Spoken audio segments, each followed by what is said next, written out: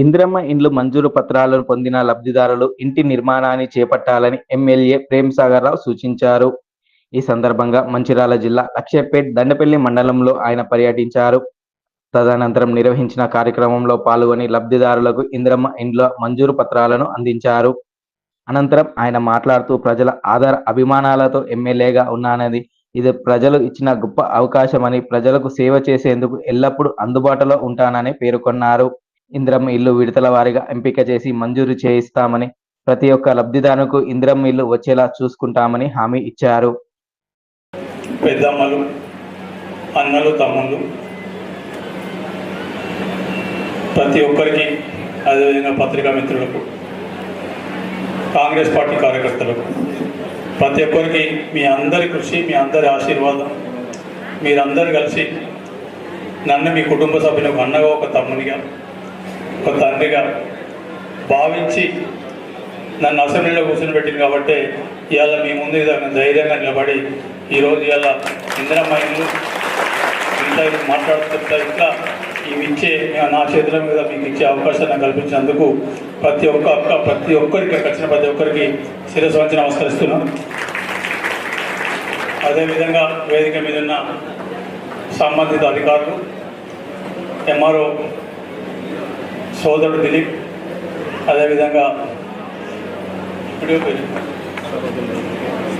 Mandal MPDO Saroja గారు, అదేవిధంగా municipal commissioner Prasad గారు, ఇంకా వారిగా సహకరించిన అధికారులు, ఇక్కడ ఈరోజు ఈ కార్యక్రమం మొదలుపెట్టే ముందు 2-3 విషయాలు చెప్తాం. మొదటిది, ఇందిరమ్మ ఇల్లు వాళ్ళు డబుల్ బెడ్రూమ్ మీరు ఇస్తా అని సినిమాలు చూపించి, బొమ్మలు చూపించి, పైసలు వసూలు చేసి అన్నీ అయిపోయి పారిపోయారు.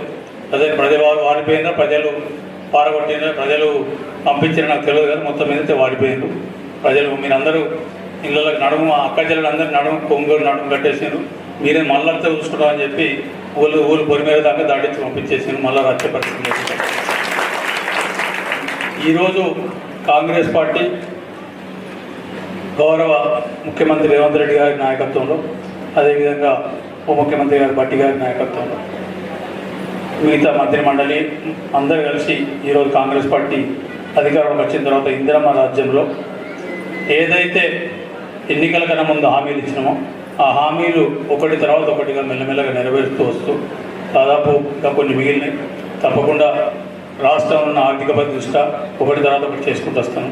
అలా ఏదైతే ఎన్నికల ముందు మాట చెప్పినామో ప్రతి మాట తూచా తప్పకుండా చేసే బాధ్యత మాది. ఇప్పటిదాకానే 90% అయిపోయింది, మిగతా కూడా చేయడం జరుగుతుంది.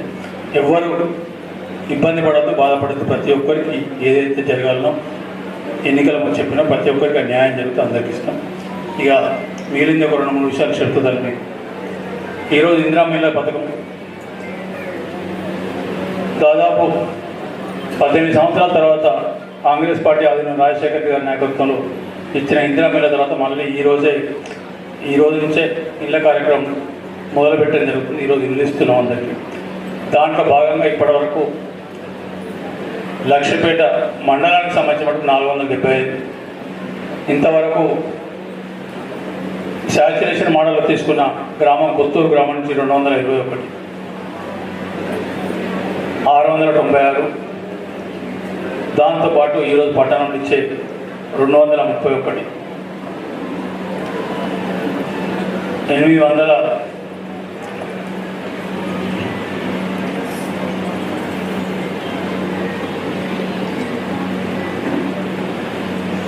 927 ఇళ్ళు మొత్తం, అంటే మండలి కానీ మున్సిపాలిటీ కలుపుకుంటే 900 ఇళ్ళు ఇప్పటికీ శాంక్షన్ చేసి ఈరోజు ఇవ్వడం జరిగింది. అంటే ఇదివరకు 221 కొత్తూరు ఇవ్వడం జరిగింది. మొత్తం 927 ఇళ్ళు ఇప్పటివరకు ఈరోజు ఇచ్చే శాంక్షన్ పత్రం, అంటే అనుమతి పత్రాలతో పాటు కలిపితే 927 అయింది. ఇవి కాకుండా కూడా ఇంకా చాలామంది లబ్ధిదారులు ఉన్నారు. కేటగిరీ 1 అంటే ఎవరైతే భూమి, ఇంటి స్థలం ఉండి రాని వాళ్ళు కొందరు ఉన్నారు. అదేవిధంగా 2వ కేటగిరీలో ఇంటి స్థలం కూడా లేక వాళ్ళు కూడా చాలామంది ఉన్నారు.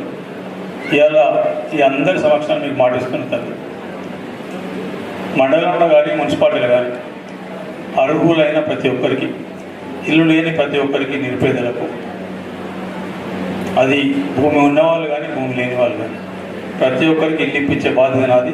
ఈ సభాముఖంగా ఇవాళ ఇచ్చిన 927 కాకుండా ఇంకా 900 అవసరం ఉంటాయా, ఇంకా 1000 అవసరం ఉన్నా, ఇంకెన్ని అవసరం ఉన్నా కూడా ఇంకో 2 అంటే ఇప్పుడు ఇంకో విడత ఇంకొక 2 నెలలు మ్యాక్సిమం 3 నెలల లోపల మళ్ళీ విడత మళ్ళీ ఒక 1000 ఇల్లు ఇవ్వడం జరుగుతుంది. మిగిలితే వచ్చే మార్చి ఏప్రిల్ నాటికి ఇచ్చేసి 26 డిసెంబర్ లోపల ఈ మండలంలో అని మున్సిపాలిటీలు కానీ అర్హులైన ప్రతి ఒక్కరికి ఇల్లు ఇచ్చి వాళ్ళు కట్టుకొని వాళ్ళు గృహోపవేశం చేసేదాకా కూడా మేము బాధ్యత తీసుకొని వాళ్ళు పేమెంట్ ఇప్పించేదాకా మా బాధ్యత తీసుకుంటాం. ఈ పథకాలలో భాగంగా మరొకసారి మీకు చెప్తాను, మీకు ఎక్కడైనా తప్పు జరిగితే చెప్పండి. ఎవరు కూడా భయపడాల్సిన అవసరం లేదు. మీకు ఇక్కడ చెప్పడం భయపడితే ఆఫీస్కి చెప్పండి. ₹1